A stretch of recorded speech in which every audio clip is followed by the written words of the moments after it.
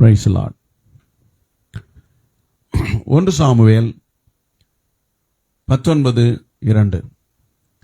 கர்த்தராகிய இயேசு கிறிஸ்துவுக்கும் அவருடைய வேதத்துக்கும் மகிமை உண்டாவதாக. 1 சாமுவேல் 19:2 நாம் வாசிக்கலாம். சவுலின் குமாரனாகிய யோனத்தானோ தாவீதின் மேல் மிகவும் பிரியமாயிருந்தான். அதனால் யோனத்தான் தாவீதுக்கு அதை அறிவித்து, என் தகப்பனாகிய சவுல் உம்மை கொன்று போட வகை தேடுகிறார். இப்போது நாளை காலமே நீர் எச்சரிக்கையாயிருந்து மறைவான இடத்தில் ஒளித்து கொண்டிரும் என்று வேதம் சொல்கிறது. இந்த வேத வசனத்துக்காய் தேவனை நோக்கி பார்க்கலாம். இரக்கமுள்ள நல்ல பிதாவே, இயேசுவின் நாமத்தில் இதை நாங்கள் புரிந்து கொள்ளும்படி ஆண்டவரே, எங்கள் உள்ளம் இந்த வேத வசனத்தினால் நிறைந்திருக்கும்படி, இந்த ஆசீர்வாதங்கள் எங்கள் வாழ்க்கையை உயிர்ப்பிக்கும்படி உதவி செய்யும். எங்களை தாழ்த்தி வெறுமையாக்கி ஒப்பு கொடுத்து ஜெபிக்கிறோம் நல்ல பிதாவே, ஆமேன். அல்லேலூயா. கர்த்தருக்கு மகிமை உண்டாகட்டும். தாவீதை சவுல் கொன்று போட வகை தேடுகிறார் என்று யோனத்தானுக்கு அறிவித்த உடனே யோனத்தான் அதை தாவீதுக்கு அறிவிக்கிறான். இப்போ அங்கு சொல்லப்பட்டிருக்கிற ஒரு வார்த்தை, இப்போதும் நாளை காலமே நீர் எச்சரிக்கையாயிருந்து மறைவான இடத்தில் ஒளித்து கொண்டிரும் அப்படின்னு சொல்லி வாசிக்கிறோம். அல்லேலூயா. இந்த செய்தியினுடைய தலைப்பு எப்படி எடுத்துக்கொள்ளலாம் சொன்னா, எங்கே ஒளிந்து கொள்ள வேண்டும். அவர் அங்க என்ன சொல்றாருன்னா, மறைவான இடத்தில் ஒளித்து கொண்டிரும் அப்படின்னு சொல்றாரு. அப்படியானால் நாம் எங்கே ஒளித்து கொள்ள வேண்டும், அல்லது நமக்கான மறைவிடம் எங்கே, நாம் எங்க இருந்தா ஒளிந்து இருக்கலாம், பத்திரமா இருக்கலாம் அப்படின்னு சொல்லி வேதவசனம் சொல்லுகிறது. அல்லேலூயா. எங்கே ஒளிந்து கொள்ள வேண்டும், எங்கே மறைந்திருக்க வேண்டும். கர்த்தருக்கு மகிமை உண்டாகட்டும். சவுலும் தாவீதும் தேவனால் அபிஷேகம் பண்ணப்பட்டவர்கள். 2 பேருமே கர்த்தரால் அபிஷேகம் பண்ணப்பட்டவர்கள் தான். தேவனுடைய அபிஷேகம் சாமுவேல் மூலமாக 2 பேருக்கும் கொடுக்கப்பட்டிருக்கிறது. இதிலே தாவீது இருதயத்துக்கு ஏற்றவனாக காணப்படுகிறான். சவுலோ கர்த்தருடைய பொல்லாத ஆவியினால் ஆட்கொள்ளப்படுகிறான். தாவீது அபிஷேகத்தை காத்து கொண்டான், சவுல் அபிஷேகத்தை காத்து கொள்ளவில்லை. அதனால நல்லா புரிந்து கொள்ளணும், இந்த இடத்துல தாவீதுக்கு ஒரு ஆபத்து வந்திருக்கிறது, உயிருக்கு ஆபத்து வந்திருக்கிறது. இந்த ஆபத்தில் இருந்து காப்பாற்றிக் கொள்வதற்கு வேதம் சொல்லுகிறது, எங்கே ஒளிந்து கொள்ள வேண்டும், நாம் எங்கே ஒளிந்து கொள்ள வேண்டும், நமக்கான மறைவிடம் எங்கே. ஏசாயா 26:20 சொல்லுது, என் ஜனமே, நீ போய் உன் அறைகளுக்குள்ளே பிரவேசித்து உன் கதவுகளை பூட்டிக்கொண்டு சினம் கடந்து போகும் மட்டும் கொஞ்ச நேரம் ஒளித்துக்கொள். எப்போ ஒளிந்து கொள்ளணும்? சினம் கடந்து போகும் வரைக்கும் ஒளிந்து கொள்ளணும். கதவை பூட்டிக்கொண்டு உள்ள போய் சினம் கடந்து போகும் வரைக்கும் பூட்டிக்கொண்டு உள்ளே இரு அப்படின்னு சொல்லப்பட்டிருக்கிறது. இந்த கொரோனா வந்த நாட்கள்ல பாத்தீங்கன்னா, ஒரு 4 வருஷம் 3 வருஷமா கொரோனா என்ன செய்தது, நமக்கு இருந்துச்சு. இப்போ இந்த கொரோனாவிலிருந்து நம்ம பாதுகாத்து கொள்ள வேண்டுமானால் என்ன செய்யணும்? உள்ள போய் கதவை பூட்டி அது முற்றிலும் போற வரைக்கும் வெளியே வராம இருக்கணும். ஏன்னா அப்படிதான் சூழ்நிலை. யாரையும் பார்க்க கூடாது, யார்கிட்டையும் பேசக்கூடாது. பார்த்தா பேசுற என்ன ஆயிடும், உடனே நமக்கு ஆபத்து வரும். அப்போ சினம் கடந்து போகும் வரைக்கும் கொஞ்ச நேரம் ஒளித்துக்கொள். எங்க போய் ஒளிந்து கொள்ள வேண்டும்? சங்கீதம் 91:1 சொல்லுது, உன்னதமானவர் மறைவிலும் சர்வ வல்லவர் நிழலிலும் நீ ஒளித்துக் கொள்ள வேண்டும். இந்த உலகத்திலே நமக்கு ஒரு மறைவிடம் இருக்குமானால், நாம் எங்கேயாவது ஒளிஞ்சுக்கிட்டு பத்திரமா இருக்கலாம்னு சொன்னா, அது அவருடைய நிழல் மட்டுமே, அவருடைய ஆலயம் மட்டுமே. 27 சங்கீதம் 4 சொல்லுகிறது, அவர் தம்முடைய கூடாரத்திலே நம்மை ஒளித்து வைக்கிறார், மறைத்து வைக்கிறார், பாதுகாத்துக் கொள்ளுகிறார். அல்லேலூயா. கர்த்தருக்கு மகிமை உண்டாகட்டும். நாம ஒளிந்து கொள்ள ஒரே ஒரு இடம்தான் இருக்கிறது, நம்ம வீடு கிடையாது. நம்ம ஆராதனையை புறக்கணித்து விட்டு வீட்டிலே ஒளிந்து கொள்ள முடியாது. வீட்டை விட்டு தேவ சமூகத்திலே ஒளிந்து கொள்ள முடியும். அதான் நம்மை பாதுகாக்கிற இடம். சவுல் தாவீதை கொலை செய்வதற்கு எப்படியெல்லாம் வகை தேடினான். இன்றைக்கு பிசாசு நம்மை கொலை செய்வதற்கு எப்படியெல்லாம் வகை தேடுகிறான். யாரை விழுங்கலாம் என்று வகை தேடுகிறான், யாரை அழிக்கலாம் என்று வகை தேடுகிறான், யாரை நாசப்படுத்தலாம் என்று வகை தேடுகிறான். சவுல் அப்படித்தான் தாவீதை கொலை செய்வதற்கு நிறைய பிளான் அவன் வச்சிருந்தான், சூழ்ச்சிகளை அவன் செய்தான். எப்படியெல்லாம் செய்தான்னு சொன்னா, 1 சாமுவேல் 18:11 வாசிக்கிறோம். சவுல் தாவீதை சுவரோடு சேர்த்து உருவ குத்தி போடுவேன் என்று ஈட்டியை அவன் மேல் எறிந்தான். ஆனாலும் தாவீது விலகி 2 தரம் அவனுக்கு தப்பினான். ஒரு ஈட்டியை எடுத்து தாவீதை குத்தி போடுவதற்கு, சுவரோடு குத்தி போடுவதற்கு ஈட்டியை எறிந்தான் என்று வேதம் சொல்கிறது. ஆனாலும் கர்த்தருடைய கிருபையினாலே 2 முறை தாவீது அந்த ஈட்டிக்கு விலகி தன்னை காப்பாற்றி கொண்டான். அல்லேலூயா. தேவனுடைய அபிஷேகம் நம்மேல் இருக்குமானால் சத்துருவானவன் எரிகிற ஈட்டி நம்மை அழித்து விடாதபடி நம்மை காத்துக் கொள்வதற்கு கர்த்தர் கிருபை செய்கிறார். அல்லேலூயா. ஈட்டி என்றால் என்ன? எபேசியர் 6:16 வாசிக்கிறோம். பொல்லாங்கன் எய்யும் அக்கினியாஸ்திரங்களை எல்லாம் அவித்து போடத்தக்கதாய் எல்லாவற்றுக்கும் மேலாக விசுவாசம் என்னும் கேடகத்தை பிடித்துக் கொண்டவர்களாய் நில்லுங்கள். பொல்லாங்கன் எய்யும் அக்கினியாஸ்திரங்கள், ஈட்டி பொல்லாங்கனுடைய அக்கினியாஸ்திரங்கள். இது எதை குறிக்கிறது? தீமையான எண்ணங்கள், கொலை வெறியான எண்ணங்கள், தீய சிந்தனைகள், தீமையான ஆலோசனைகள், அழிக்க வேண்டும் என்று நினைக்கிற எண்ணங்கள், பொறாமை எண்ணங்கள், வன்கண்கள், இதையெல்லாம் நம்ம அக்னியாஸ்திரங்கள் என்று சொல்ல முடியும். இன்றைக்கு எத்தனையோ ஈட்டி நம்மை நோக்கி வருகிறது. எத்தனையோ பகுதியிலிருந்து, எந்த திசையிலிருந்து வர்றதுன்னு கூட நமக்கு தெரியாது. உங்களுக்கு தெரியுமா? யாராவது உங்களை ஒரு பொறாமை கண்ணோடு பார்த்தால் உடனே உங்களுக்கு பலவீனம் வரும், ஜுரம் ஆயிடுவீங்க, வயிறு வலி வந்துடும், வீட்டில் பிரச்சனை வந்துடும், சமாதானம் கட்டு போயிடும். காரணம் என்ன? பொறாமை கண்கள். அது சத்துருவின் அக்னியாஸ்திரம். அது ஈட்டிக்கு ஒப்பானது. ஒரு மனுஷனை ஈட்டி கொன்று போடும். அதுபோல பொறாமை கண்களும் தீய எண்ணங்களும் ஒரு மனுஷனை கொன்று போடும். அதுக்கெல்லாம் விலகி காத்துக் கொள்வதற்கு கர்த்தர் நமக்கு கிருபை செய்கிறார். அல்லேலூயா. தாவீதுக்கு கர்த்தர் கிருபை செய்தார். சங்கீதம் 57:4 சொல்லுது, என் ஆத்துமா சிங்கங்களின் நடுவில் இருக்கிறது. எங்க இருக்கு? சிங்கங்களின் நடுவில் இருக்கிறது. தீயை இறைக்கிற மனுபுத்திரருக்குள்ளே கிடக்கிறேன். தீயை இறைக்கிறார்கள். என்ன இருக்கிறாங்க மேல? தீயை இறைக்கிறார்கள். அவர்கள் பற்கள் ஈட்டிகளும் அம்புகளும், அவர்கள் நாவு கருக்கான பட்டயமா இருக்கிறது. பாருங்க, அவங்களுடைய பல்லு என்ன பல்லு? ஈட்டி, அம்பு. அவங்களுடைய நாவு கருக்கான பட்டயம். இப்படிப்பட்ட மனுபுத்திரருக்குள்ளே நான் கிடக்கிறேன். ஆனாலும் என் ஆத்துமாவை கர்த்தர் தப்புவிக்கிறார். அல்லேலூயா. கர்த்தருக்கு ஸ்தோத்திரம். பாருங்க, சில வேளையில தேவனுடைய பிள்ளைகள் இந்த பாதிப்புக்குள்ளாக்கப்படுவதும் உண்டு, அந்த பாதிப்பிலிருந்து தப்பித்துக் கொள்வதும் உண்டு. 2 சம்பவங்களும் இருக்கிறது. ஆனா நாம இந்த 2 சம்பவத்தையும் அறிந்த பிறகு தப்பித்துக் கொள்வதையே நாம எப்போதும் கவனத்தில் வைத்திருக்க வேண்டும். அல்லேலூயா. தாவீதை நோக்கி பத்சேபாள் மூலம் ஈட்டி வந்தது. தாவீதுக்கு பத்சேபாள் மூலம் பிசாசானவன் என்ன செய்கிறான்? ஒரு ஈட்டியை எறிந்தான். பத்சேபாள் பார்க்கல, தெரியாது அவளுக்கு. ஆனா அவள் மூலமாக சாத்தான் என்ன செய்கிறான்னா, தாவீதின் மூலம் ஈட்டி எறிகிறான். அந்த ஈட்டியானது தாவீதினுடைய ஈரலை பிளந்து விட்டது. அல்லேலூயா. அவன் ஈரலை பிளந்து விட்டது. வேதம் சொல்லுகிறது, நீதிமொழிகள் 7:23, ஒரு குருவி தன் பிராணனை வாங்கும் கண்ணியை அறியாமல் அதை தீவிரிக்கிறது போலும் அவளுக்கு பின்னே போனான், அம்பு அவன் ஈரலை பிளந்தது. அல்லேலூயா. இன்னைக்கு ஈட்டி அநேகருடைய உள்ளத்தை பிளக்கிறது, இருதயத்தை பிளக்கிறது. அந்த இருதயம் பிளக்கப்படாதபடி தாவீது தப்பினது போல நாம் தப்ப வேண்டும். ஆனாலும் தாவீது ஒரு சூழ்நிலையில மாட்டிக்கொண்டான். அதை நாம் ஒருபோதும் அதுபோல மாட்டிக்கொள்ளாதபடி நம்மை காத்துக்கொள்ள வேண்டும் என்று தேவன் விரும்புகிறார். அல்லேலூயா. சிம்சோன் தெலீலாள் என்கிற ஈட்டியினால் உள்ளம் பிளக்கப்பட்டது. சிம்சோன் உடைய உள்ளம் யாரால பிளக்கப்பட்டது? தெலீலாளுடைய ஈட்டி. தெலீலாள் அவருடைய உள்ளத்தை என்ன செய்துட்டா? பிளந்துட்டா. அல்லேலூயா. கர்த்தருக்கு ஸ்தோத்திரம். இங்க பாருங்க, பினேகாசனுடைய ஈட்டி என்னாகமம் 24ஆம் அதிகாரத்துல வாசிக்கும்போது பினேகாசுடைய ஈட்டி என்ன செய்துச்சான்? அங்க இருக்கிற விபச்சாரம் பண்ணி கொண்டத 2 பேருடைய வயிற்றில ஒரே குத்தாக குத்தி அவர்களை கொன்று போட்டான். நல்லா புரிந்து கொள்ளணும், நல்லா புரிந்து கொள்ளணும். இன்னைக்கு பிசாசானவன் எய்கிற ஈட்டியானது நம்மை நோக்கி வரும்போது அந்த ஈட்டியை அப்படியே பிடித்து அந்த பிசாசின் கிரியைகளை குத்தி போட வேண்டும். அதைத்தான் பினேகாஸ் செய்தான். அல்லேலூயா. நம்மை நோக்கி எத்தனை அக்னியாஸ்திரங்கள் வந்தாலும் அதை சத்துருவை அழிப்பதற்கே நாம் பயன்படுத்த வேண்டும். அதைத்தான் என்ன செய்யறான்? குத்தி போட்டான். யோசேப்புக்கு போத்திபாருடைய மனைவியின் மூலமாக ஈட்டி வருகிறது.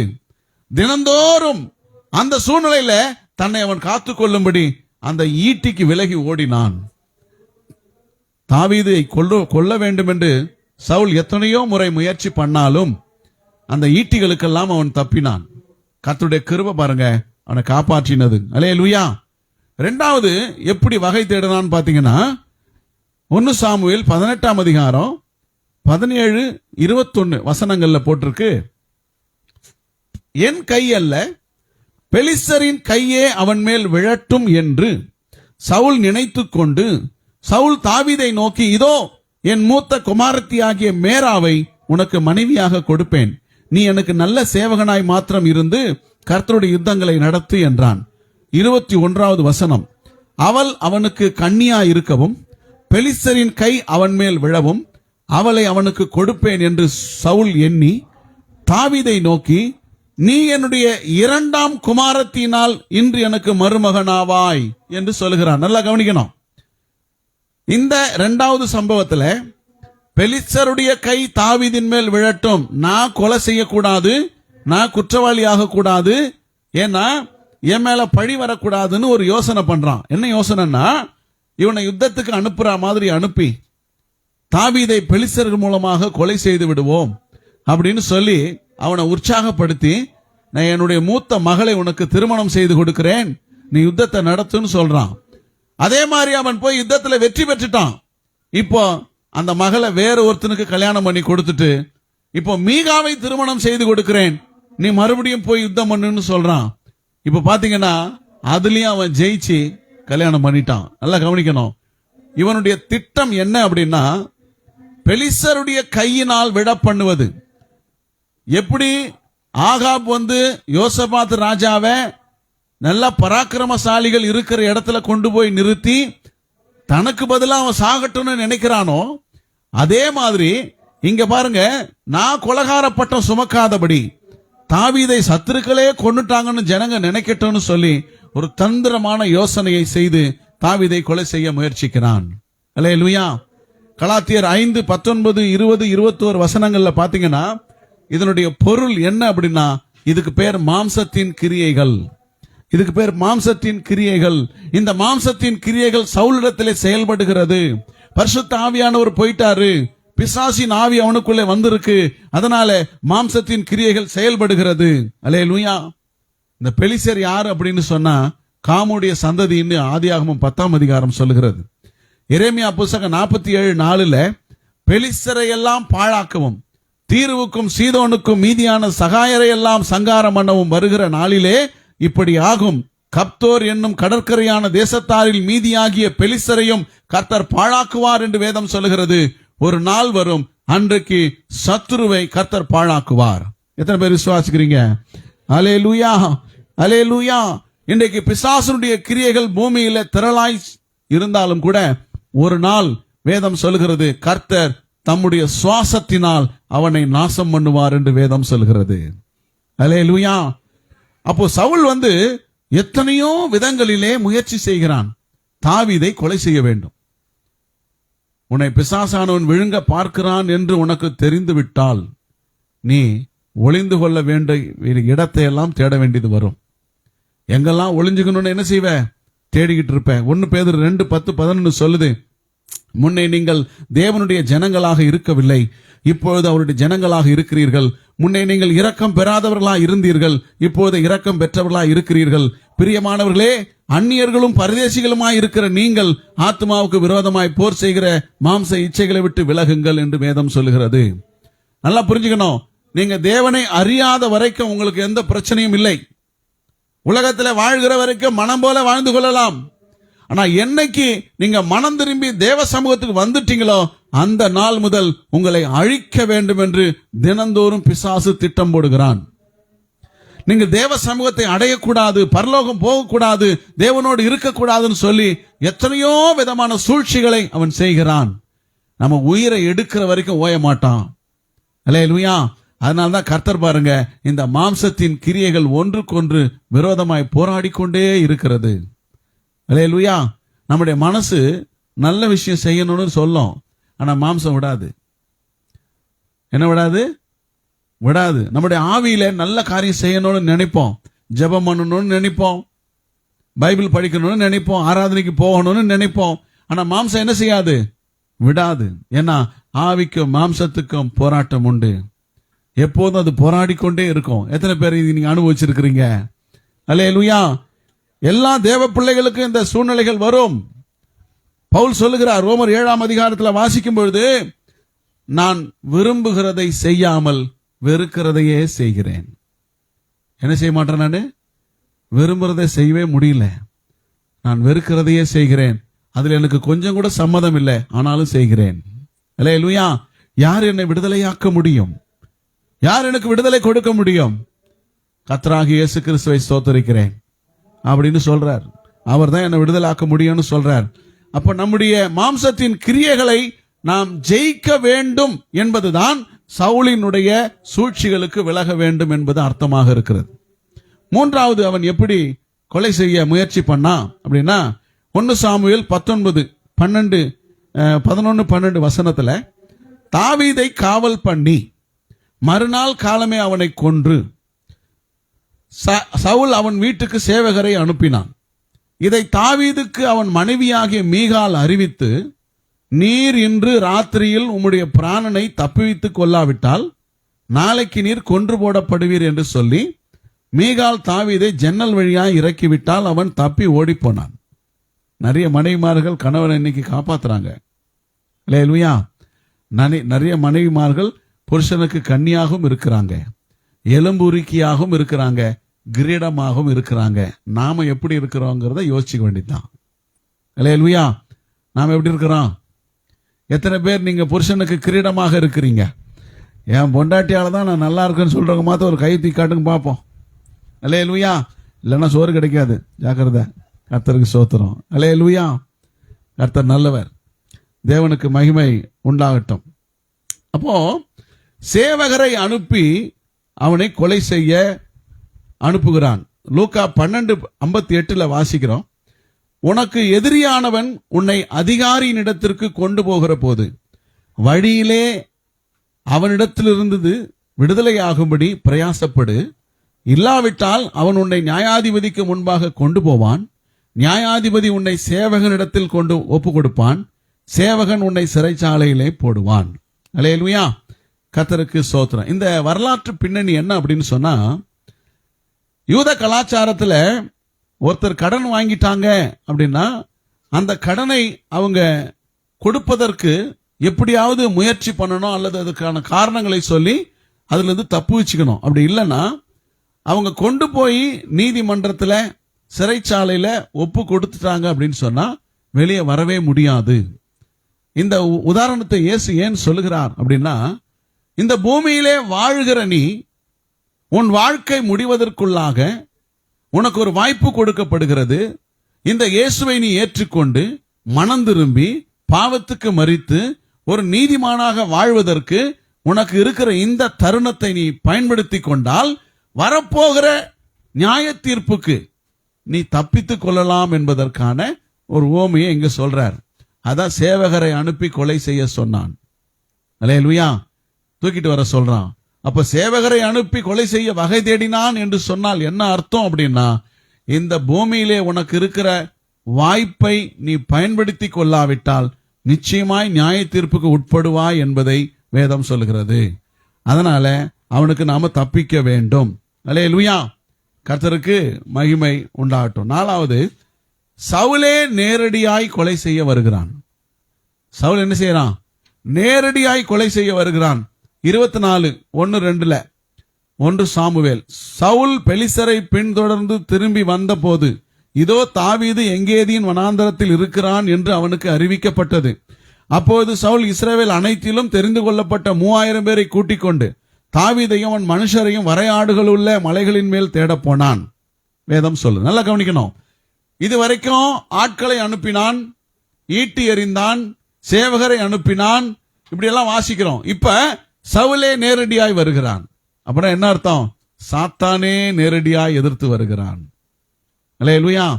எத்தனையோ சூழ்நிலைகள் வந்தது, ஆனா இப்ப வந்திருக்கிறது ரொம்ப மோசமான ஒரு சூழ்நிலை. அப்படி சொல்றோமா இல்லையா? பிசாசே நேரடியாய் வந்து நம்மோடு போராடுகிறான். இதனுடைய விளக்கம் என்ன? இது எப்படி புரிஞ்சுக்கலாம்னா, நம்முடைய சுயம், உலகம், அசுத்த கிரியைகள், பிசாசின் கிரியைகள் நம்மோடு நேரடியாய் போராடி கொண்டிருக்கிறது. இந்த போராட்டத்திலிருந்து நாம் ஒளிந்து கொள்ள வேண்டும். அல்லேலூயா. ஒளிஞ்சுக்கணும். நிறைய பேருக்கு வசனம் தெரியலன்னா சொல்றது புரியாது. நாம ஏன் ஒளிஞ்சுக்கணும்? இயேசு தான் இருக்கிறாரே, இயேசு இருக்கிறார் தான், ஒளிய சொல்றதே அவர் தான். அல்லேலூயா. வசனம் சொல்றது, தீங்கு நாளில் 27ஆம் அதிகாரம் 4ஆம் வசனம் சங்கீதத்தில் வாசிக்கிறோம். தீங்கு நாளில் அவர் தம்முடைய கூடாரத்தில் ஒளித்து மறைத்து நம்மை பாதுகாக்கிறார் என்று வேதம் சொல்கிறது. அப்படியானால் ஒவ்வொருவருக்கும் வாழ்க்கையிலே தீங்கு நாள் வரும். ஒரு நாள் வரும், தீங்கு நாள் என்று ஒரு நாள் வரும். எல்லா சூழ்நிலைகளையும் கடந்து போக வேண்டியவன் தான் மனுஷன். மனுஷங்களுக்கு நேரிடுகிற சோதனை இல்லாமல் வேற சோதனை வரவில்லை. அப்படின்னா சோதனை கண்டிப்பாக மனுஷனுக்கு வரும். அந்த சோதனை நாளிலே நாம் தப்பித்துக் கொள்ள வேண்டும். அல்லேலூயா. தாவீதுக்கு கொஞ்ச நாள் நல்லா இருந்துச்சு. கோலியாத்தை ஜெயித்த பிறகு ஆடல், பாடல், நடனம், பேர், புகழ்ச்சி, மகிமை எல்லாம் நல்லா இருந்துச்சு. ஆனா என்னைக்கு சவுல் பொறாமைப்பட தொடங்கினானோ அன்னைக்கே தீங்கு நாள் ஆரம்பித்தது. நம்முடைய வாழ்க்கையிலும் என்னைக்கு நாம் உயர்த்தப்படுகிறோம் என்று பிசாசு கண்டுபிடிக்கிறானோ அன்னைக்கே நமக்கு சோதனை வர ஆரம்பிச்சிடும். அல்லேலூயா. அந்த சோதனை வரும்போது நாம் ஒளிந்து கொள்ள ஒரு இடம் வேண்டாமா? சோதனை வரும்போது நோவா ஒளிந்து கொள்வதற்கு ஒரு பேழை இருந்ததே. அவனுக்கு ஒரு பேழையை கர்த்தர் கொடுத்திருந்தாரே. ஆனா மற்ற ஜனங்கள் ஒளிய முடியவில்லையே, தீங்குக்கு அவர்கள் பாதிக்கப்பட்டாங்களே. அதுபோல உலகத்தின் அழிவுக்கு, வரக்கூடிய அழிவுக்கு, பொல்லாத பாதகத்துக்கு நாம் தப்புவிக்க வேண்டுமானால் நாம ஒளிந்து கொள்ள ஒரு இடம் வேண்டும். அல்லேலூயா. கர்த்தருக்கு ஸ்தோத்திரம். எங்கே ஒளிந்து கொள்ள வேண்டும்? தாவீது எங்கெல்லாம் ஒளிந்து கொண்டார் என்று நம்ம வாசிக்கலாம். அங்கே நாமும் ஒளிந்து கொண்டால் பாதுகாப்பாக இருப்போம். நம்முடைய வாழ்க்கையை கர்த்தர் ஆசீர்வதிப்பார். அல்லேலூயா. எங்கே ஒளிந்து கொண்டார்? 1 சாமுவேல் 19:18-19 வசனங்கள். தாவீது தப்பி ராமாவில் இருந்த சாமுவேல் இடத்திற்கு போய் சவுல் தனக்கு செய்தது எல்லாவற்றையும் அவனுக்கு அறிவித்தான். பின்பு அவனும் சாமுவேலும் போய் நயோதிலே தங்கியிருந்தார்கள். தாவீது ராமாவுக்கு அடுத்த நயோதிலே இருக்கிறான் என்று சவுலுக்கு அறிவிக்கப்பட்டது. அல்லேலூயா. கர்த்தருக்கு ஸ்தோத்திரம். இங்கே 2 இடங்களிலே வேதம் சொல்லுகிறது. ஒன்று, அவங்க ராமாவிடத்துக்கு போனான். சாமுவேல் அங்கதான் இருக்கிறார், ராமாவில், அவங்க சொந்த ஊரு. அப்புறம் அங்கிருந்து அவங்க நயோதிக்கு போறாங்க. கவனிங்க, ராமாவிலே தங்கினான் அப்படின்னு சொன்னா, ராமா என்பது உயர்ந்த ஸ்தானம் என்று அர்த்தம், உயர்ந்த இடம் என்று அர்த்தம். நாம எங்க தங்கணும்னா உயர்ந்த ஸ்தானத்திலே, உயர்ந்த இடத்திலே தங்க வேண்டும். அதான் நமக்கு பாதுகாப்பாக இருக்கும். அல்லேலூயா. அந்த உயர்ந்த ஸ்தானம் என்ன அப்படின்னா, எபேசியர் 2:7, கிறிஸ்து இயேசுவுக்குள் நம்மை அவரோடு கூட எழுப்பி உன்னதங்களிலே அவரோடு கூட உட்காரவும் செய்தார். அப்படியானால் நாம் தங்க வேண்டிய இடம், நாம் உட்கார வேண்டிய இடம், நாம் ஒளிந்து கொள்ளக்கூடிய இடம் கிறிஸ்துவோடு கூட உன்னதங்களிலே அவரோடு உட்காருவதுதான் மிகுந்த பாதுகாப்பான ஒரு இடமாக இருக்கிறது. ராமாவிலே தாவீது தங்கினான். நாம் பாதுகாப்பான ஒரு இடம் இருக்குமானால் அது உயர்ந்த இடமாக அது இருக்கிறது. ஹல்லேலூயா. கர்த்தருக்கு ஸ்தோத்திரம். எபிரேயர் 12ஆம் அதிகாரம் 22, 23, 24 வசனங்கள் அந்த உயர்ந்த இடம் எப்படிப்பட்ட இடம் என்று வேதம் நமக்கு சொல்லுகிறது. நீங்களோ சீயோன் மலையினிடத்திற்கும் ஜீவனுள்ள தேவனுடைய நகரமாகிய பரம எருசலேமிடத்திற்கும் 1000-10,000 தேவ தூதரிடத்திற்கும் பரலோகத்தில் பேரெழுதி இருக்கிற முதற் பேரானவர்களின் சர்வ சங்கமாகிய சபையினிடத்திற்கும் யாவருக்கும் நியாயாதிபதியாகிய தேவனிடத்திற்கும் பூரணராக்கப்பட்ட நீதிமான்களுடைய ஆவிகளிடத்திற்கும் புது உடன்படிக்கையின் மத்தியஸ்தராகிய இயேசுவினிடத்திற்கும் ஆபேலுடைய ரத்தம் பேசினதை பார்க்கிலும் நன்மையானவைகளை பேசுகிற ரத்தமாகிய தெளிக்கப்படும் ரத்தத்திடத்திற்கும் வந்து சேர்ந்தீர்களே. இந்த உயர்ந்த இடத்தினுடைய டெபினிஷன் பாத்தீங்களா? எவ்வளவு பெருசா இருக்கு பாருங்க. நாம எங்க வந்து சேர்ந்து இருக்கிறோங்கிறதுக்கு விளக்கம் சொல்லி இருக்கிறார். இதான் உயர்ந்த இடம், இங்கதான் ஒளிஞ்சிக்கணும், இதான் பாதுகாப்பான இடம். நீ எங்கே ஒளிந்து கொள்ள வேண்டும்? நீ உயர்ந்த இடத்திலே ஒளிந்து கொள்ள வேண்டும். அல்லேலூயா, கர்த்தருக்கு ஸ்தோத்திரம். இங்கே ஊழியக்காரன் யார்? ஊழியக்காரன் என்று சொல்லுகிறவன் யார்? தாவீது என்பவன் யார்? தேவனுக்கு இருதயத்துக்கு ஏற்றவன், தேவனுடைய ஊழியன். நாம எல்லாம் யாரா இருக்கிறோம்? கர்த்தருடைய சேவகர்களா இருக்கிறோம், ஊழியர்களா இருக்கிறோம், தேவனை சேவிக்கிறவர்களா இருக்கிறோம், அவருக்கு உண்மையான ஊழியர்களா இருக்கிறோம். அவருடைய விசுவாசிகளுக்கு இன்னொரு பேர் என்ன சொல்லலாம்னா உண்மை உள்ளவர்கள். அல்லேலூயா. அப்படின்னா நாம உண்மையுள்ள ஊழியர்கள். கிரேக்க மொழியில ஊழியன் என்று சொன்னால் டூலோஸ் என்று அர்த்தம். அந்த டூலோஸ் என்று சொல்லக்கூடிய ஒரு விசுவாசி ஆனாலும் ஊழியனானாலும் அந்த பொருள் என்ன அப்படின்னு சொன்னா, தன்னையும் தன் உடைமைகளையும் தன் சொத்துக்களையும் தன் எஜமானுக்கு எழுதி கொடுத்தவன். நாமெல்லாம் யாரா இருக்கிறோம்? இயேசுவுக்கு நம்ம எப்படி கொடுத்திருக்கிறோமா? தன்னையும் தன் உடைமைகளையும் தன் சொத்துக்களையும் தன் குடும்பத்தையும் எஜமானுக்கு எழுதி கொடுத்திருக்கிறோம். இதான் ஊழியன், இதான் விசுவாசி. எழுதி கொடுத்திருக்கிறோமா? கர்த்தருக்கு அப்படி நம்ம வச்சிருக்கிறோமா? அப்படி உண்மையா இருக்கிறோமா? ஹல்லேலூயா. அப்படிப்பட்டவங்களை தான் பைபிள் சொல்லுது, அவங்க தான் உயர்ந்த இடத்திலே ஒளிந்து கொள்ள முடியும். உயர்ந்த இடத்திலே அவங்களுக்கு அடைக்கலம் இருக்கிறது. ஹல்லேலூயா, கர்த்தருக்கு மகிமை உண்டாகட்டும். நல்லா கவனிங்க. அப்போஸ்தலர் 4ஆம் அதிகாரத்துல 36, 37 ஊழியன் எப்படிப்பட்டவன்? 36, 37 சீப்புரு தீவானும் லேவியனும் அப்போஸ்தலராலே ஆறுதலின் மகன் என்று அர்த்தம் கொள்ளும் பர்னபா என்னும் மறுபேர் பெற்றவனுமாகிய யோசே என்பவன் தனக்கு உண்டாயிருந்த நிலத்தை விற்று அதன் கிரயத்தை கொண்டு வந்து அப்போஸ்தலருடைய பாதத்திலே வைத்தான். அப்போஸ்தலருடைய பாதத்திலே வைத்தான். தனக்கு உண்டான நிலத்தை விற்று. சீப்புரு தீவிலே ஒரு பெரிய ஒரு தீவு, ஐஸ்லாந்து. அந்த இடத்துல 90% இந்த பர்னபாவுக்கு தான் சொந்தமான நிலம். எவ்வளவு தெரியுங்களா? 846 ஏக்கர். 846 ஏக்கர் நிலம் கொண்ட ஒருவன், ஆறுதலின் மகன் என்று பெயர் சொல்லக்கூடிய ஒருவன், தேவனுக்காக தன்னையும் தன் உடைமைகளையும் தன் சொத்துக்களையும் எழுதி கொடுக்கிறான். அல்லேலூயா, கர்த்தருக்கு மகிமை உண்டாகட்டும். அப்படி கொண்டு போய் எங்க வச்சான்னு பாத்தீங்கன்னா, எவ்வளவு பெரிய தொகை.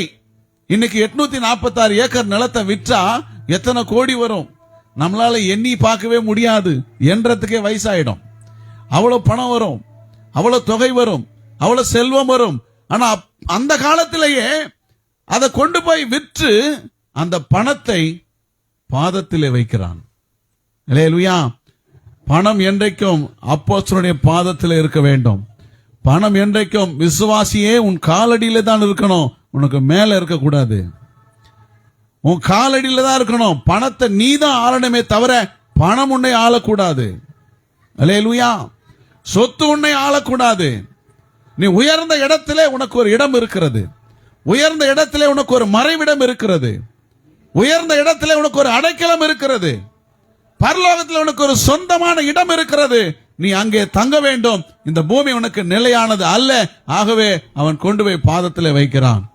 இன்னைக்கு அதுதான் நீங்க எழுந்து நின்று இருக்கிறீங்க. ஹல்லேலூயா. எத்தனை பேர் நின்று இருக்கிறீங்க உங்களுக்கு தெரியும்? கர்த்தருடைய சமூகத்திலே என்னை தேவனுடைய பாதத்திலே அர்ப்பணிக்க நான் எழுந்து நின்றேன். அதான் பொருள். அல்லேலூயா.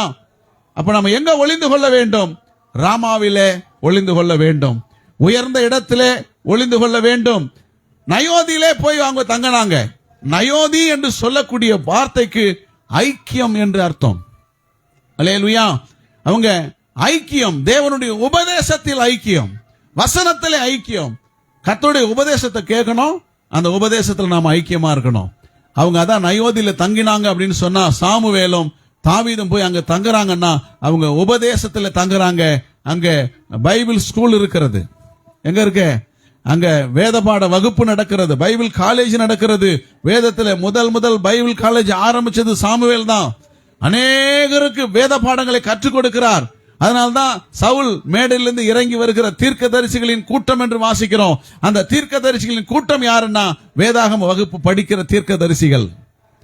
அங்க போய் அவங்க தங்குறாங்க. ஏன் தங்குறாங்க? தேவனோடு உள்ள வார்த்தையிலே ஐக்கியம். தேவனோடு உள்ள வார்த்தையிலே ஐக்கியமா இருப்பாயானால் நீ ஒளிந்து கொள்ள முடியும். எங்க ஒளிந்து கொள்ளணும்? உபதேசத்துல ஒளிந்து கொள்ளணும். தேவ ஐக்கியத்துல ஒளிந்து கொள்ளணும். அதனாலதான் தாவீது அங்க போய் தங்கிட்டார். அல்லேலூயா. இன்றைக்கு கர்த்தர் நம்மை உயர்ந்த இடத்துல ஒளிந்து கொள்ள நமக்கு கற்றுக் கொடுக்கிறார்.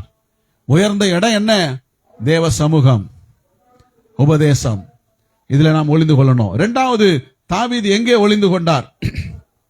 1 சாமுவேல் 22:1. தாவீது அவ்விடத்தை விட்டு தப்பி அதுல்லாம் என்னும் கெபிக்கு போனான். அதை அவன் சகோதரரும் அவன் தகப்பன் வீட்டார் அனைவரும் கேட்டு அங்கே அவனிடத்திற்கு போனார்கள். எங்க போய் தங்கினாரு? அதுல்லாம் என்னும் கெபி. அதுல்லாம் என்னும் கெபி என்று சொல்லுவது என்ன அர்த்தம் அப்படின்னு சொன்னா, ஜனங்களின் நீதி என்று அர்த்தம். என்ன அர்த்தம்? ஜனங்களின் நீதி. அல்லேலூயா. அப்ப அதுல்லாம் கெபியிலே போய் நாம் தங்குறோம் அப்படின்னு சொன்னா, நம்முடைய நீதியிலே நாம் தங்க வேண்டும். நீதியுள்ள வாழ்க்கை நமக்கு வேண்டும். அல்லேலூயா. 1 கொரிந்தியர் 1:31 சொல்லுது, அவரே தேவனால் நமக்கு ஞானமும் நீதியும் பரிசுத்தமும் மீட்புமானார். அப்போ ஜனங்களின் நீதி என்று சொல்லி இருக்கிறதே, அந்த நீதி யாரை குறிக்கிறது? இயேசுவை குறிக்கிறது. அப்ப இயேசுதான் நமக்கு நீதியாக இருக்கிறார். நாம் அந்த நீதியில அவரோடு கூட தங்க வேண்டும் என்று வேதம் சொல்லுகிறது. நீதிமொழிகள் 10:2 வாசிக்கிறோம், அநியாயத்தின் திரவியங்கள் ஒன்றுக்கும் உதவாது, நீதியோ மரணத்துக்கு தப்புவிக்கும். இயேசுவோடு நீ தங்கினால் அவர் உன்னை மரணத்துக்கு தப்புவிப்பார். அல்லேலூயா. அதனால்தான் அவர் போய் கெபியிலே தங்குறாரு. அதுல்லாம் என்னும் கெபி ஜனங்களின் நீதி. இயேசுவே நீதியா இருக்கிறார். நீ இயேசுவோடு தங்கினால் அந்த நீதியானது உன்னை மரணத்துக்கு தப்புவிக்கும். அல்லேலூயா. 2 நாளாகமம் 19:2-3. அப்பொழுது அனானியின் குமாரனாகிய யெகூ என்னும் ஞானதிருஷ்டிக்காரன் புறப்பட்டு அவனை சந்தித்து ராஜாவாகிய யோசபாத்தை நோக்கி, துன்மார்க்கனுக்கு துணை நின்று கர்த்தரை பகைக்கிறவர்களை நீ சிநேகிக்கலாமா? இது நிமித்தம் கர்த்தருடைய கோபம் உன்மேல் வர இருந்தது. சொல்றார், நல்லா கவனிக்கணும். கர்த்தருடைய கோபம் ஏன் வருது? எதுக்காக வருது? கர்த்தரை பகைக்கிறவர்களோடு சிநேகம். இன்னைக்கு நிறைய பேர் பாருங்க, கர்த்தரை பகைக்கிறவங்களுக்கு ஒரு தேவ கோபம் வருவதாக இருக்கும், ஒரு தண்டனை வர்றதாக இருக்கும். அவங்களோட போய் நாம சேர்ந்துகிட்டா அந்த தண்டனை யாருக்கு வரும்? நமக்கும் வரும். அல்லேலூயா. உன் வீட்டுக்குள்ள நீ நல்லா தான் இருந்த, ஒழுங்கா தான் இருந்த, உனக்கு ஒரு யோசனை வந்துச்சு, நாம ஏன் போயிட்டு நம்முடைய ஃப்ரெண்டை சந்திக்க கூடாதுன்னு நீ அங்க போய் உட்கார்ந்து அவங்களோட பேசிக்கிட்டு இருக்கும்போது அந்த வீடு உன் மேல விழுந்துருச்சு. எப்படி இருக்கு பாத்தீங்களா? நீ அங்க போகணும்னு அவசியம் இருக்கா? இல்ல. அவனுக்கு தேவன் கொடுக்கிற நியாய தீர்ப்பு. ஆகாபுக்கு நியாய தீர்ப்பை தேவன் எழுதி இருக்கிறார். ஆனா ஆகாபு தந்திரமா என்ன செய்யறான்? யோசபாத்தை கூட்டிட்டு போறான். நீ என்ன போல வேஷம் போட்டு, ராஜா மாதிரி வேஷம் போட்டு யுத்தம் செய், நான் தூரமா நின்று யுத்தம் பண்றேன்னு சொல்றான். நல்லா கவனிக்கணும். இந்த இடத்துல யோசபாத்துக்கு ஒரு மரணம் ஒன்று வந்தது. அந்த மரணமானது அவனுடைய நீதியினால் அவன் காக்கப்பட்டான். வசனம் சொல்லுது 19:3, விக்கிரக தோப்புகளை விட்டு அகற்றி தேவனை தேட உம்முடைய இருதயத்தை நேராக்கின காரியத்தில் நன்மையான காரியம் இடத்துல காணப்பட்டதனால இந்த மரணத்துக்கு உன்னை தப்புவிக்கிறார். நீதி மரணத்துக்கு தப்புவிக்கும். அல்லேலூயா. நம்முடைய வாழ்க்கையில நீதி செய்வோமானால் அந்த நீதி நம்முடைய மரணத்துக்கு வராதபடிக்கு காத்துக்கொள்ளும். தர்மம் தலை காக்கும்னு சொல்ற மாதிரி நம்முடைய நீதி நம்முடைய ஜீவனை காக்கும். அல்லேலூயா. இயேசுவே நீதியாக இருக்கிறார். இயேசுதான் நீதியாக இருக்கிறார். நம்முடைய நீதி அழுக்கான கந்தை. பைபிள் சொல்லுது, எங்கள் நீதி எல்லாம் அழுக்கான கந்தையை போல இருக்கிறது. ஏசாயா தீர்க்கதரிசி சொல்லுகிறார். நம்முடைய நீதி ஒன்றும் கிடையாது, கர்த்தருடைய நீதி தான் நமக்கு. அல்லேலூயா. 3 விதமான நீதிகள் உண்டு. நல்லா கவனிக்கணும்.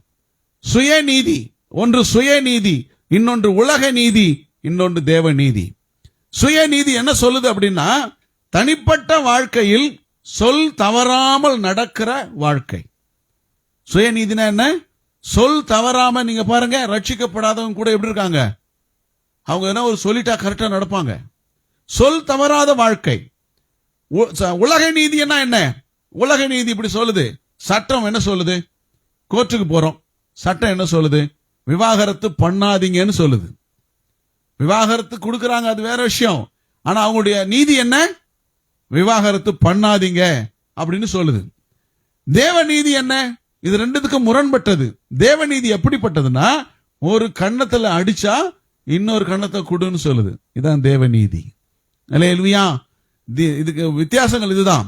இப்ப தேவநீதி என்பது ரோமர் 1:17 சொல்லுது, விசுவாசத்தினாலே நீதிமான் பிழைப்பான் என்று எழுதியிருக்கிறது. விசுவாசத்தினால் உண்டாகும் தேவநீதி விசுவாசத்திற்கு என்று அந்த சுவிசேஷத்தினால் வெளிப்படுத்தப்படுகிறது. ஒருவர் பாவம் செய்திருந்தாலும் இயேசு கிறிஸ்துவின் மூலமாக அவருடைய அநீதி மன்னிக்கப்பட்டு தேவ கிருபையால் பரிசுத்தமாக்கப்படுவதுதான் நீதிக்குரிய வாழ்க்கை. நம்முடைய சுய நீதியினால் பாவமோ அநீதியோ மன்னிக்கப்படாது. அல்லேலூயா. கர்த்தருக்கு மகிமை உண்டாகட்டும். 1 தீமோத்தேயு 1 13-16 வசனத்துல, முன்னே நான் தூஷிக்கிறவனும் துன்பப்படுத்துகிறவனும் கொடுமை செய்கிறவனுமா இருந்தேன். உண்மைதான். அப்படி இருந்தும் நான் அறியாமல் அவிசுவாசத்தினால் அப்படி செய்தபடினால் இரக்கம் பெற்றேன். 16 வசனம், அப்படி இருந்தும் நித்திய ஜீவனை அடையும்படி இனிமேல் இயேசு கிறிஸ்துவினிடத்தில் விசுவாசமாய் இருப்பவர்களுக்கு திருஷ்டாந்தம் உண்டாகும் பொருட்டு பிரதான பாவியாகிய என்னிடத்தில் அவர் எல்லா நீடிய பொறுமையையும் காண்பிக்கும்படி இரக்கம் பெற்றேன். அல்லேலூயா. கர்த்தருக்கு மகிமை உண்டாகட்டும். நம்முடைய வாழ்க்கை முதல்ல எப்படி இருந்துச்சு? தூஷிக்கிற வாழ்க்கை தான், அநீதி உள்ள வாழ்க்கை தான், மற்றவர்களுக்கு பிரியமில்லாத வாழ்க்கை தான், தேவன் வெறுக்கிற ஒரு வாழ்க்கை தான். ஆனாலும் நான் இரக்கம் பெற்று அந்த நீதிக்கு சுதந்திரமாய் மாறும்படி கர்த்தர் எனக்கு இரக்கம் காட்டினார். அல்லேலூயா. கர்த்தருக்கு மகிமை உண்டாகட்டும். நல்லா கவனிங்க. நாம நீதி உள்ளவர்களாய் இருக்க வேண்டும் என்பது தேவனுடைய விருப்பம். நீதியாய் நடவுங்கள். நீதிமான் எப்பவுமே ஆசீர்வதிக்கப்படுவான். நீதிமான் செழித்திருப்பான். நீதிமானுடைய வேர் ஒருபோது அசையாது. நீதிமான் மேல் அவருடைய ஆசீர்வாதங்கள் தங்கும் சொல்லி இருக்கிறார். அல்லேலூயா. அப்போ தாவீது எங்கே தங்க விரும்பினார்? நீதியிலே தங்க விரும்பினார், தேவனிடத்திலே தங்க விரும்பினார். கர்த்தருக்கு ஸ்தோத்திரம். 3வது, அரணான இடத்தில் தங்கினான் என்று வேதம் சொல்லுது. 1 சாமுவேல் 23:14 தாவீது வனாந்தரத்தில் உள்ள அரணான ஸ்தலங்களிலே தங்கி சீப் என்னும் வனாந்தரத்தில் இருக்கிற ஒரு மலையிலே தரித்திருந்தான். சவுல் அனுதினமும் அவனை தேடியும் தேவன் அவனை அவன் கையில் ஒப்பு கொடுக்கவில்லை.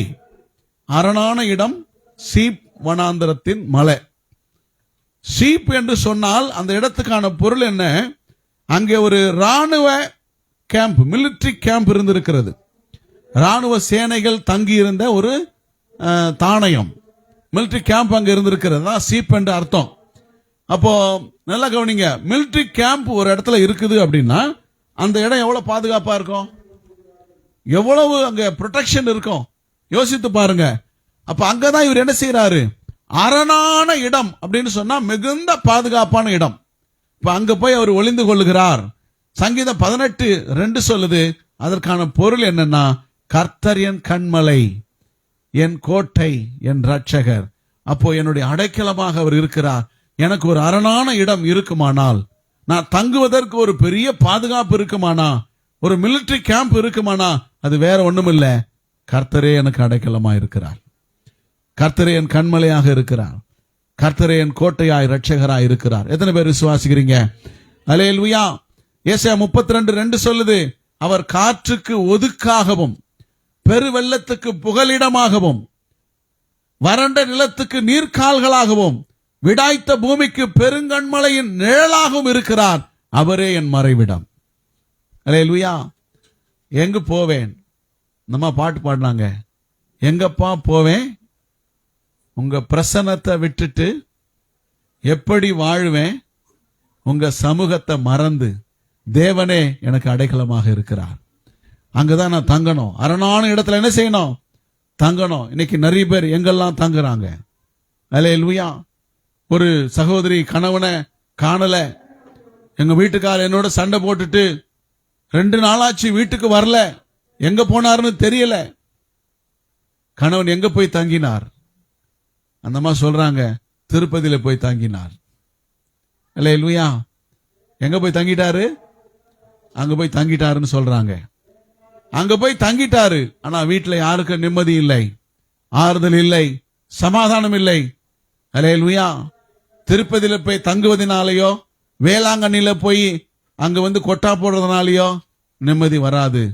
அரணான இடத்திலே நீ தங்க வேண்டும். கர்த்தரிடத்திலே நீ தங்க வேண்டும். கர்த்தர் உன் அடைக்கலம், அவர் உன் கோட்டை, பலத்த துருகம். சவுல் தேடி தேடி தேடி கர்த்தர் கையில ஒப்பு கொடுக்கவே இல்லை. நீ தங்கறதுக்கு ஒரு இடம் இருக்குமானா, உனக்கு ஒரு பாதுகாப்பு இருக்கும் நீ நினைச்சியானா, அது தேவ சமூகமாகத்தான் இருக்கும். அல்லேலூயா. அவர் காற்றுக்கு ஒதுக்கு, காற்று அடிக்குதுன்னா அதுக்கு ஒதுக்கு. பெருவெள்ளத்துக்கு புகலிடம், வறண்ட நிலத்துக்கு நீர்க்கால்கள், விடாய்த்த பூமிக்கு பெருங்கண்மலை. இப்படி அவர் இருக்கிறார்னு பைபிள் சொல்லுது. இப்போ உங்களுக்கு எனக்கும் கர்த்தர் அடைக்கலமாக இருக்கிறார். அல்லேலூயா சொல்லுவோமா? அல்லேலூயா.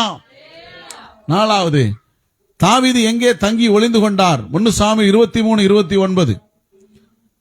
தாவீது அவ்விடத்தை விட்டு புறப்பட்டு எங்கேதியில் உள்ள அரணிப்பான இடங்களில் தங்கினான். எங்க தங்கினான்?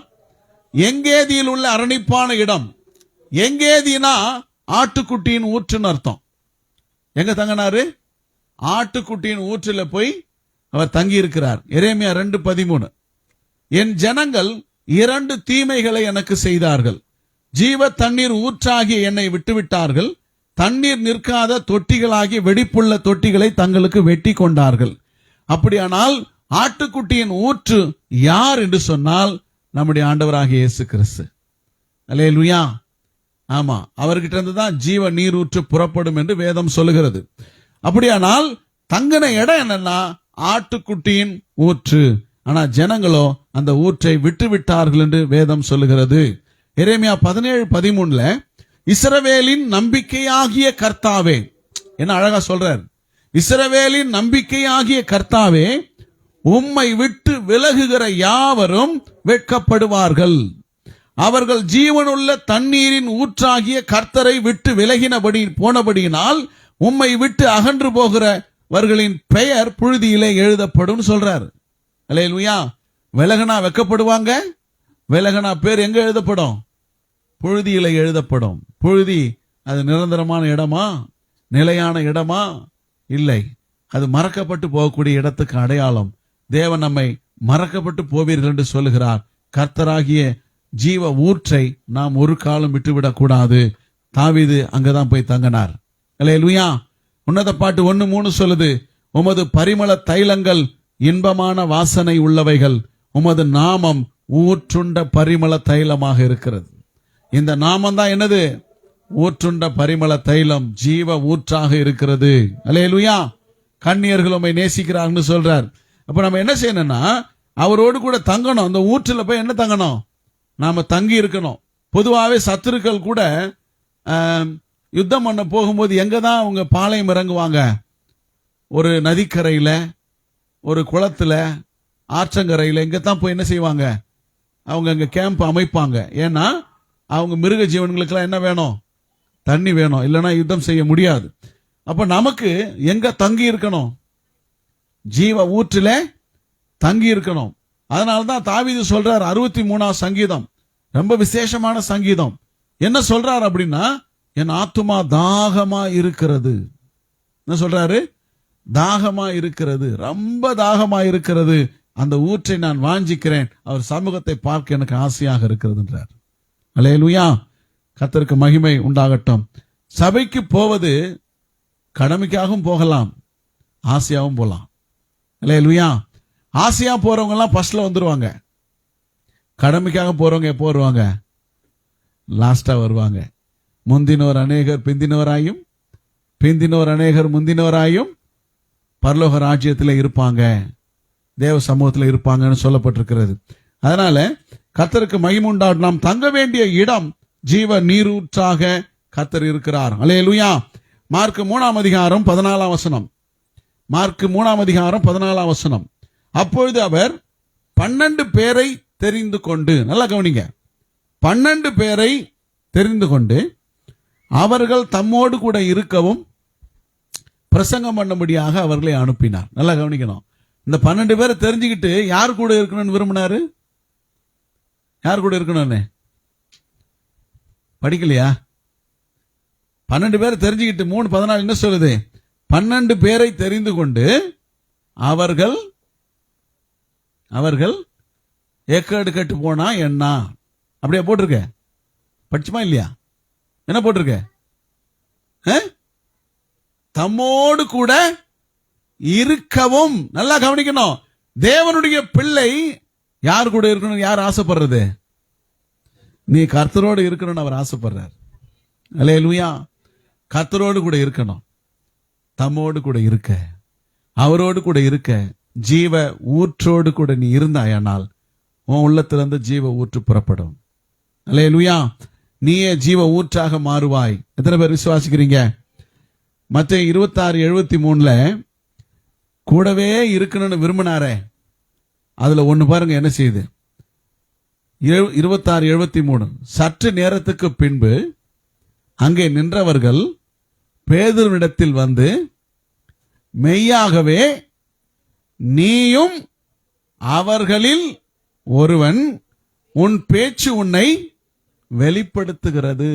நீ ஜீவனுடைய ஊற்றாக இருந்தா உன் பேச்சு என்ன செய்யும்? உன் பேச்சை வச்சுதான் என்ன செய்வாங்க? நீ ஊற்றுன்னு கண்டுபிடிப்பாங்க. இயேசுவோடு கூட இருந்தாய், கூட இருந்தாங்கன்னு சொன்னாரா இல்லையா? நீங்க என் கூட இருக்கணும்னு சொன்னாரா இல்லையா? இப்ப இவங்க என்ன சொல்றாங்க? உன் பேச்சு உன்னை வெளிப்படுத்துது, நீ அவர்களில் ஒருவன். இப்ப இயேசுவோடு கூட இருந்தா என்ன வெளிப்படும்? என்ன வெளிப்படும்? பேச்சு வெளிப்படுமா படாதா? அல்லேலூயா. கர்த்தருக்கு மகிமை உண்டாகட்டும். மார்க் 14:70 கூட அவன் மறுதலித்த போது அங்க இருக்கிற ஒருவன், நீ கலிலேயன், உன் பேச்சு அதற்கு ஒத்திருக்கிறது என்றார்கள். நம்முடைய வார்த்தைகளை கொண்டு நாம் யாரோடு இருக்கிறோம் அப்படிங்கறத என்ன செய்யலாம்? புரிந்து கொள்ளலாம். சிலரை கவனிச்சிங்களா? நீங்க பாருங்க, இந்த பொலிட்டிக்கல் மெம்பர்ஸ் இருக்கிறாங்கல்ல, அவங்க கூட இருக்கிறவங்கள நீங்க கவனிச்சு பார்க்கணும். அவங்க பேசுற விதம் எப்படி இருக்கும் தெரியுமா? ரொம்ப அதிகாரமா இருக்கும், பயப்படாத பேசுவாங்க. அவங்க கூட அவங்களுக்கு ஒரு பக்க பலம் இருக்கிறதை என்று என்ன செய்வாங்க?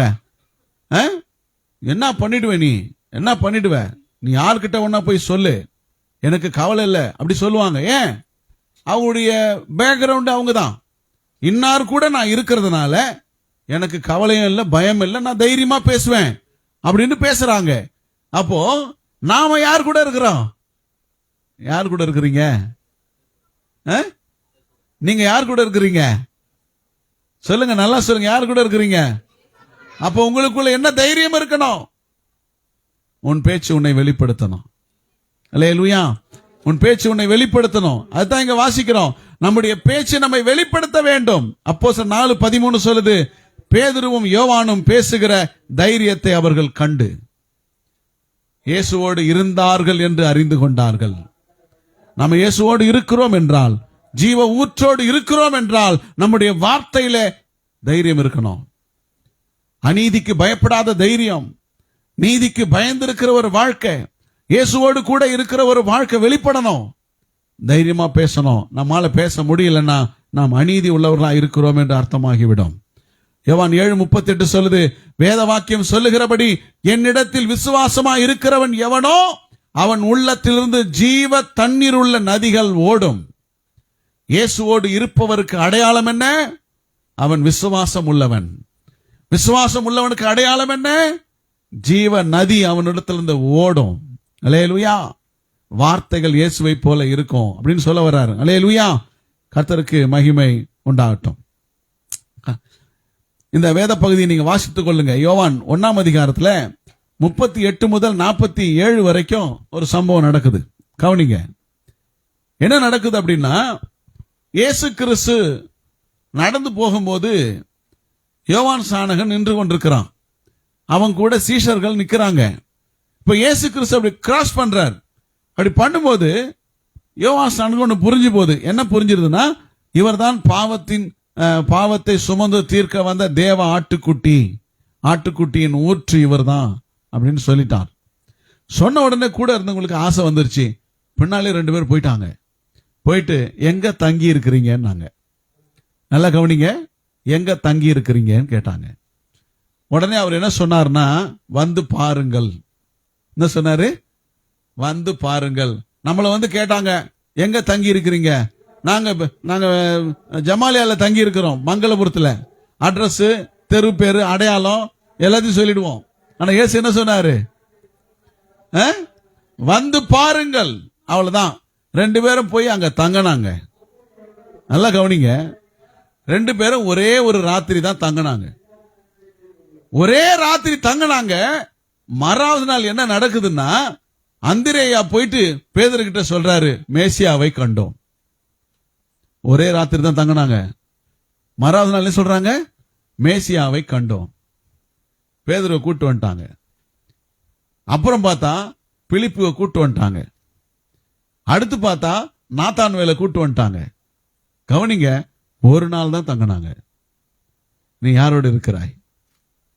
நீ யாரோட தங்கி இருக்கிற? நீ யார் கூட தங்கி இருக்கிற? நீ தங்கி இருந்தியனா இந்த மேசியாவை உலகத்துக்கு நீ சொல்லிடுவ. அல்லேலூயா. இந்த ஊற்று நிலத்தில் நீ தங்கி இருக்க வேண்டும். ஆட்டுக்குட்டியின் ஊற்று, எங்கேதியின் வனாந்திரம், நீ அங்கே தங்கி இருக்கணும். அப்பதான் கர்த்தர், நீ அவர் கூட தங்கினா அவர் மூலமாய் வரக்கூடிய ஜீவ ஊற்று மற்றவர்களுக்கு பாயும். அதை அவர்கள் குடிப்பாங்க, அங்க வந்து தங்குவாங்க. மறைவிடம் எங்கே?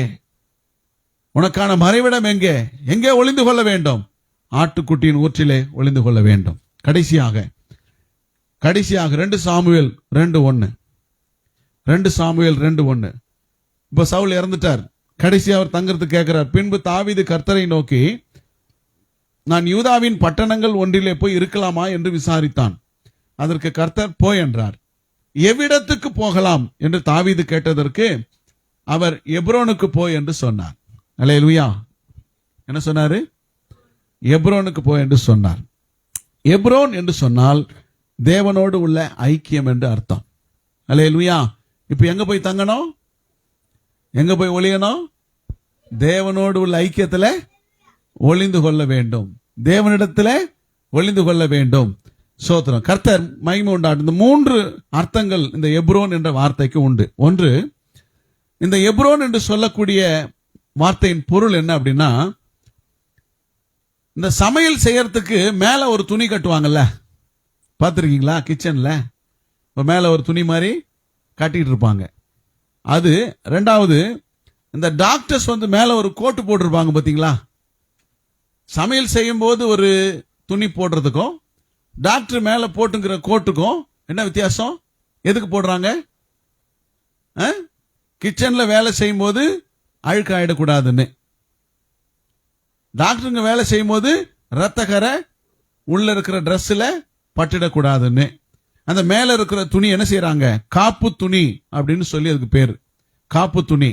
இதுக்கு பேரு எப்ரோன். அந்த துணியை மேல போடுறோம் அப்படின்னு சொன்னா, உலகத்தின் கரைகள் நம்மை கரைப்படுத்தாதபடிக்கு இந்த காப்பு துணி தான் பாதுகாக்கிறது. எத்தனை பேருக்கு வழங்குது? தேவனோடு உள்ள ஐக்கியம்னா என்ன? உலகத்தால் நான் கரைபடாதபடிக்கு என் வஸ்திரத்தை நான் காத்துக் கொள்கிறேன். யோபு 29:14 சொல்லுது, நீதியை தரித்துக் கொண்டேன், அது என் உடுப்பாயிருந்தது.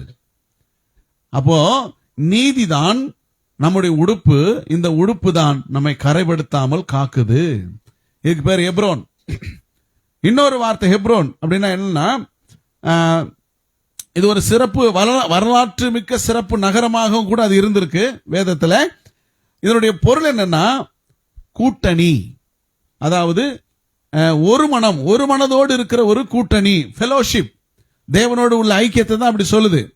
அப்போ இங்க பாத்தீங்கன்னா, ஆபிரகாம், ஈசாக்கு, யாக்கோபெல்லாம் எங்க இருந்தாங்கன்னா இந்த எப்ரோன் என்கிற ஊர்ல தான் தங்கி இருந்தாங்க. எபிரேயர் 11வது அதிகாரத்துல ஆபிரகாம், ஈசாக்கு, யாக்கோபு என்பவர்களோடு கூடாரங்களிலே குடியிருந்தான் அப்படின்னு வாசிக்கிறோம். என்ன அர்த்தம்னா, அவங்க எங்க தங்கி இருந்தாங்கன்னா எப்ரோன்ல தங்கி இருந்தாங்க. இப்ப எப்ரோன்ல இந்த 3 பேரும் தங்கி இருந்தாங்கன்னா என்ன அர்த்தம்னா, ஒரு மனமாய் ஒற்றுமையாய் தேவனோடு ஐக்கியமா இருந்தாங்கன்னு அர்த்தம். அல்லேலூயா.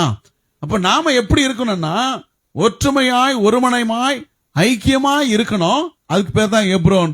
ஆண்டவர் சொல்றாரு, அங்க போய் குடியிரு, அங்க போய் ஒளிந்து கொள். அல்லேலூயா. கர்த்தருக்கு மகிமை உண்டாகட்டும். 3வது எப்ரோன் அப்படின்னு சொன்னா என்ன அர்த்தம்? இது வேதாகமத்துல ஒரு நபரை குறிக்கிறது. இவர் யாருன்னா, இந்த ஆதியாகமத்துல 23ஆம் அதிகாரத்துல சாராள் மரித்த உடனே இந்த மக்பேலா கல்லறையை கொடுத்தார் பாருங்க. அந்த கல்லறைக்கு சொந்தக்காரர் அவரு ஹெப்ரோன். அல்லேலூயா. அவர் தான் அந்த கல்லறையை கொடுத்தார். இப்போ இந்த ஏத்தியனான எப்ரோன் என்பவனிடத்திலே மக்பேலா என்னும் கல்லறையை அவன் வாங்கினான். அல்லேலூயா. கர்த்தருக்கு ஸ்தோத்திரம். இதுக்கு என்ன பேர் அப்படின்னு சொன்னா, காட்டு மான் போன்றவன் அல்லது பாடும் பறவை போன்றவன். அல்லேலூயா. எப்ரோன்னா யாரா இருக்கணும்னு சொன்னா, உதாரணத்துக்கு இந்த 42:1-2 சங்கீதத்துல சொல்லி இருக்கிறது, மானானது நீரோடைகளை வாஞ்சித்து கதறுவது போல தேவனே என் ஆத்துமா உம்மேல் வாஞ்சித்து கதறுகிறது. அப்ப தேவனோடு உள்ள ஐக்கியம் என்ன அப்படின்னு சொன்னா, தேவன் மேல் தாகமா இருக்கிற வாழ்க்கை. அதான் ஐக்கியம். தேவனோடு உள்ள ஐக்கியம். என் ஆத்துமா யாரோடு இருக்கணும்? தேவனோடு இருக்கணும். அல்லேலூயா.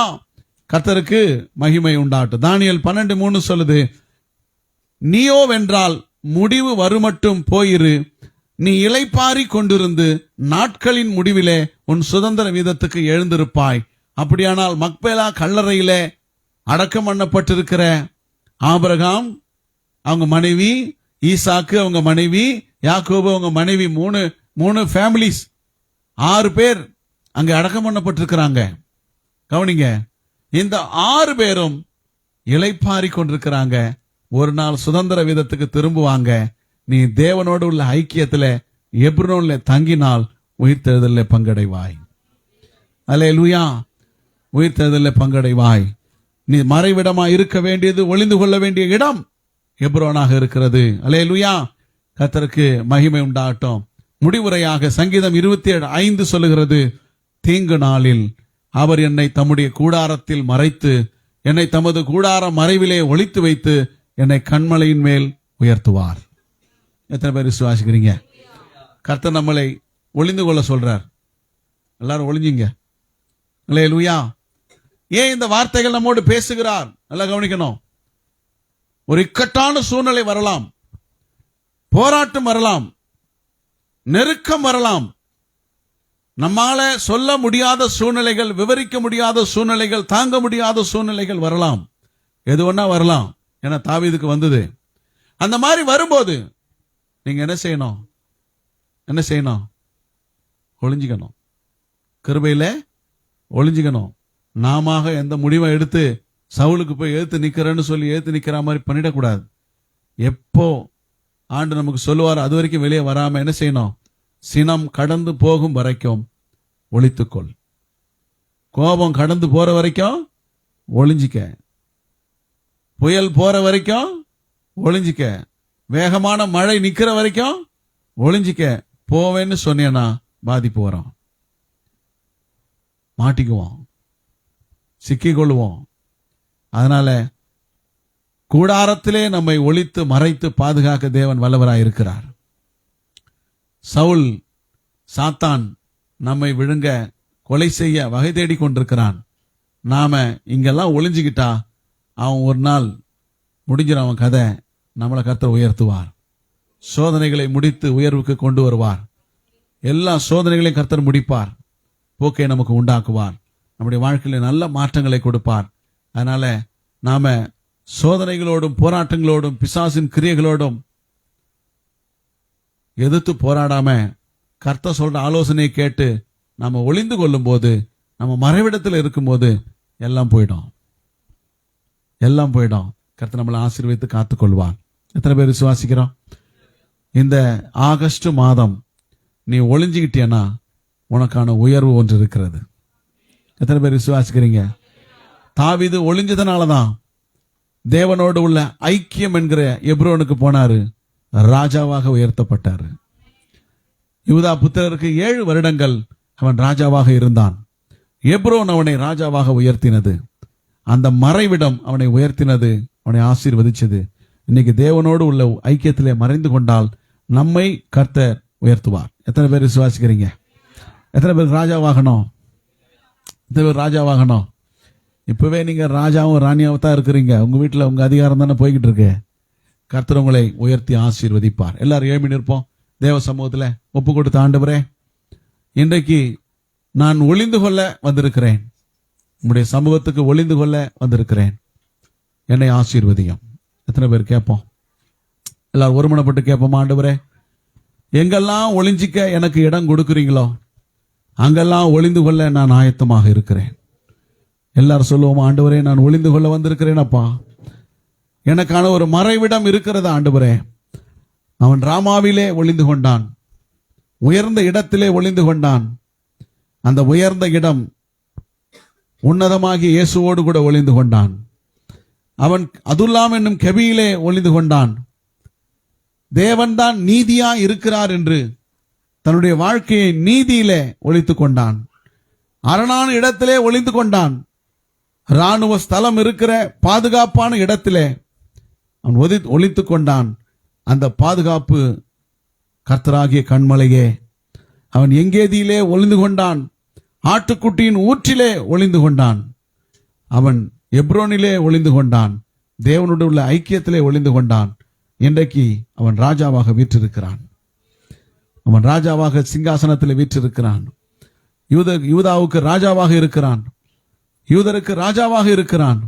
கர்த்தர் அவனை உயர்த்தினார், கர்த்தர் அவனை உயர்த்தினார். அங்கு போய் சேர்ந்த உடனே யூதா புத்திரர் தங்கள் மேல் அவனை ராஜாவாக ஏற்படுத்தினார்கள். இன்றைக்கும் உனக்கு ஒரு உயர்வு இருக்கிறது. நீ ஒளிந்து கொண்டால், தேவனோடு உள்ள ஐக்கியத்திலே தங்கினால், அங்கே நீ வாசம் பண்ணினால், உனக்கும் ஒரு உயர்வை கர்த்தர் வைத்திருக்கிறார். எத்தனை பேர் விசுவாசிக்கிறீங்க? ராஜாவாக ஒரு உயர்வு வருமானா அது ராஜரீக உயர்வு தானே, அது சாதாரண உயர்வு அல்ல. அது எவ்வளவு பெரிய உயர்வு என்று நீங்கள் யோசித்துக் கொள்ளுங்க. ஒரு மனுஷனை ராஜாவாக உயர்த்துகிறார் என்றால், தலைவனாக உயர்த்துகிறார் என்றால், அதற்கு மேல ஒரு உயர்வு இல்லை. ராஜரீக உயர்வுக்கு மேல ஒரு உயர்வு இல்லை. அப்படின்னா கர்த்தர் உன்னை ஒரு மேன்மையான உயர்வுக்கு பங்காளியாக தெரிந்து கொண்டிருக்கிறார். உன்னை மேன்மையான உயர்வுக்கு கர்த்தர் கொண்டு போக போகிறார். எத்தனை பேர் விசுவாசிக்கிறீங்க? 2 கரங்களை உயர்த்தி எல்லாரும் கர்த்தரோட சொல்ல, 2 கரங்களை உயர்த்தி, ஆண்டவரே என்னை உன்னதமான உயர்வுக்கு நீர் தெரிந்து கொண்டினால் உமக்கு ஸ்தோத்திரம். ஒரு உன்னதமான உயர்வை எனக்கு வைத்திருப்பதற்காக உமக்கு ஸ்தோத்திரம். சொல்லுவோமா? ஆண்டவரே நீர் எனக்கென்று வைத்திருக்கிற உயர்வை தடுக்க யாராலும் கூடாது. இன்றைக்கு நீர் என்னை சொல்லி அனுப்பியிருக்கிறீர். யூதாவுடைய பட்டணங்களில் ஒன்றிலே போய் நான் இருக்கலாமா? போ. எங்கே போகலாம்? எப்ரோனுக்கு போ. கர்த்தர் தான் சொல்லி அனுப்பி இருக்கிறார். அவர் சொன்ன இடத்துல தான் உயர்வு இருந்தது. அவர் இன்றைக்கு நமக்கு சொல்லுகிறார், நீ எப்ரோனிலே தங்கியிரு. எப்ரோன் உன்னை உயர்த்தும், எப்ரோன் உன்னை உயர்த்தும். எத்தனை பேர் விசுவாசிக்கிறீங்க? எப்ரோன் உன் வாழ்க்கையை பாதுகாக்கும். எப்ரோன் தேவனோடு உள்ள ஐக்கியத்தில் உன்னை சேர்க்கும். எப்ரோன் உயிர்த்தெழுதலுக்கு உன்னை பங்குள்ளவனாய் மாற்றும், உனக்கு இளைப்பாறுதலை கொடுக்கும். எத்தனை பேர் விசுவாசிக்கிறீங்க? ஹல்லேலூயா. இந்த இடத்திலே நான் ஒளிந்து கொண்டிருப்பேனானால், இந்த சபையிலே நான் அடைக்கலமாய் இருப்பேனானால், எனக்கான உயர்வை கர்த்தர் கொடுப்பார் என்ற நம்பிக்கையோடு கர்த்தர் ஸ்தோத்திரம் பண்ணுவோமா? இந்த எப்ரோன் உன்னை உயர்த்த போகிறது. இந்த எப்ரோன் உன்னை ஆசீர்வதிக்க போகிறது. உன் வாழ்க்கையில ஒரு பெரிய மாற்றத்தை கொடுக்க போகிறது. உனக்கான உயர்வை தரப்போகிறது. தேவன் உன்னை உயர்த்த போகிறார். இந்த ஆகஸ்ட் மாதம் கர்த்தர் உனக்கு சொல்லுகிறார், உன் பங்கு உன்னை தேடி வரும் என்று சொன்ன கர்த்தர் இன்றைக்கு மறுபடியும் உனக்கு சொல்லுகிறார், நான் உன்னை உயர்த்த போகிறேன். ராஜரீகமான உயர்வுக்கு உன்னை பங்காளியாய் மாற்ற போகிறேன். உன் வாழ்க்கையில் நான் கொடுத்த நன்மை நடக்கும் என்று தேவன் உனக்கு வாக்கு கொடுக்கிறார்.